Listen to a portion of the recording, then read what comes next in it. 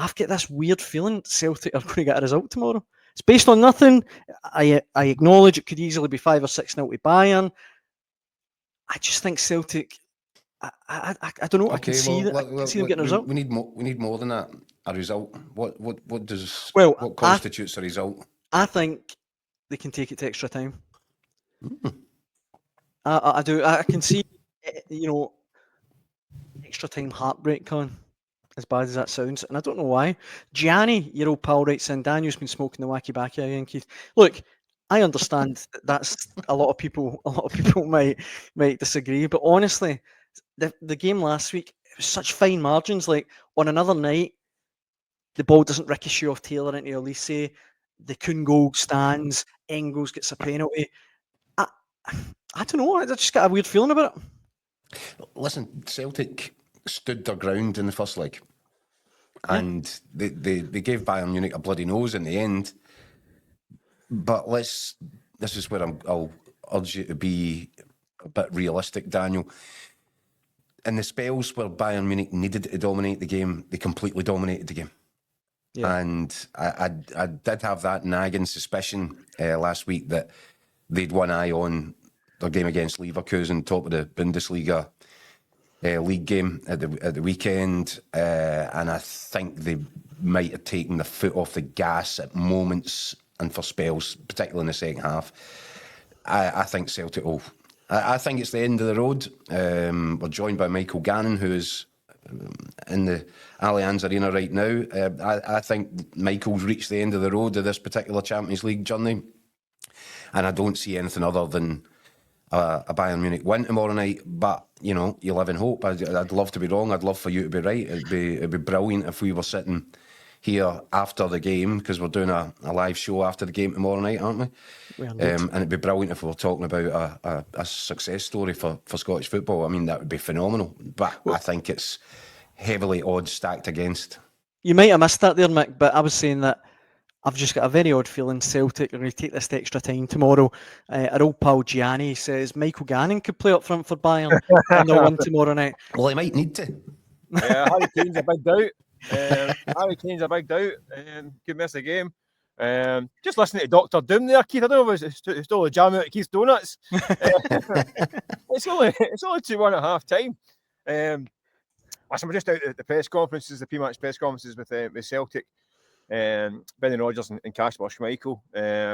Listen, they're up against it. I mean, we've got to be honest. It's Bayern Munich, who haven't lost at home since the COVID year. I think it was the last time lost at home in Europe.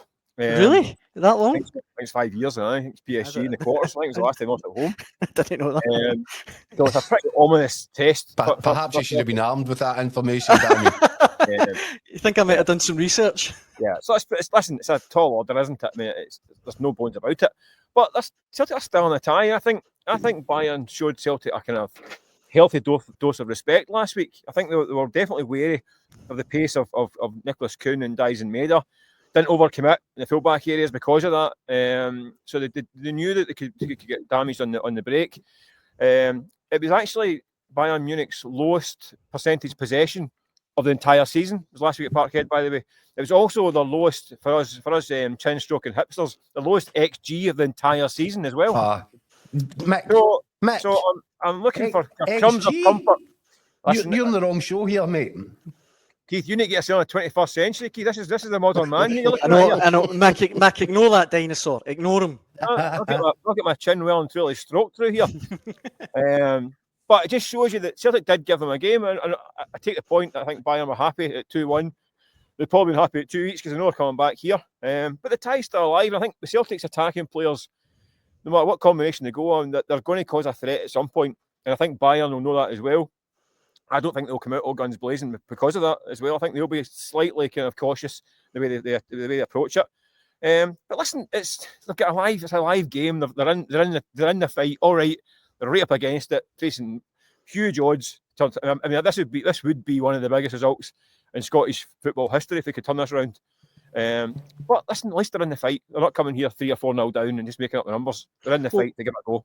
Mick, I made the point there, but it was actually you that made the point after the first leg last week, just about how fine the margins were last week. That's what's given me a little bit of hope for Celtic, because on another night, Kuhn's goal stands, Engels gets a penalty, Taylor controls that ball. And look, I mean, one of the comments here, Bartholomew says, if Celtic can nick the first goal, then anything is possible. Bartholomew gravy breath. No, I didn't quite read all that there. Surely that's a falser. Gravy breath. Let's, I mean, look at the mistake of I need that one. I need to start Gravy reading his breath names. tartan, I think I seen in one of the shops. I need to start reading his names before I put them up. I'm Michael G. Beerbelly. Yeah, listen, let's be honest. There's also a chance that you get battered. I mean, there's Of course. that is a possibility. And we've seen Celtic in away games in Europe that can go wrong quite quickly.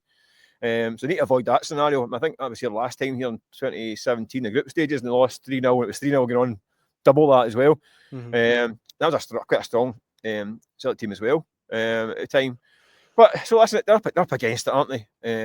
I'm not entirely convinced. I don't think Bayern Munich are going to go and win this competition. They're under a wee bit of pressure because obviously the final's here. So they're kind of supporters and people around the club are kind of desperate to get it to that final. Whether they do or not, I don't know. I think they're good players, but I don't know if they quite work as a team. Which I know sounds dark because they're 6 points ahead in the league and Bundesliga and all that stuff, and they're a pretty strong side. But their individuals, I think, are stronger than the team. So it's going to be interesting. I think it's as I said, it's a huge ask, but you never know. The big talking point, Keith, obviously we talked about it, is Mark Fairfield here saying we must play our best players to have any chance, which means Jota, Kuhn and Dyson is the front three. I mean, Mick, do you think that's likely that we'll see that?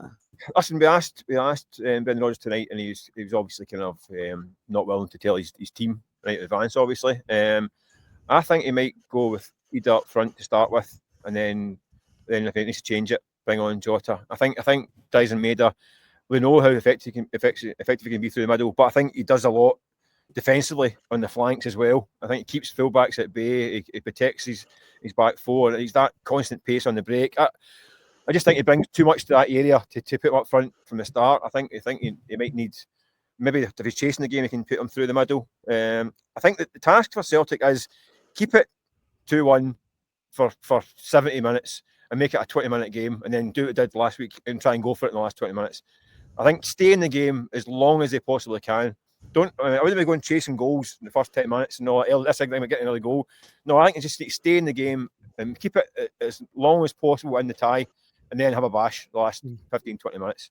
And I think that could be Maeda in a more defensive kind of minded role for 70 minutes, and then you're through the middle and you bring on Jota, and then who knows. But that's the kind of, I think that's a dream scenario for Celtic, isn't it? And of course, Mark Harry Kane at corners this week. That'd be good. Harry Kane's playing. Are we not? We're going to speak about this. Harry Kane has an injury doubt. Harry Kane didn't train today. Well, if you're looking for reasons to be hopeful, then Harry Kane sitting this one out with a sore face is a good start. Well, we asked Vincent Kompany this afternoon, and he kind of gave a wishy-washy answer. So he went back in again and said, listen, what did you say about Harry Kane? And he actually said, yeah, I was trying to blurry the lines. I threw you a smoke bomb to try and put people off. That's what he said. I'm throwing smoke bombs, which I think gets you a ban in Europe for that kind of behaviour, by the way. So I think so you better be careful. You ever be on to him for throwing smoke bombs. I think Kane might play. I think the work around the place is that he didn't train today, but they're hopefully he'll make it. I'd be surprised if he's not in the team, to be honest with you. I'd be shocked.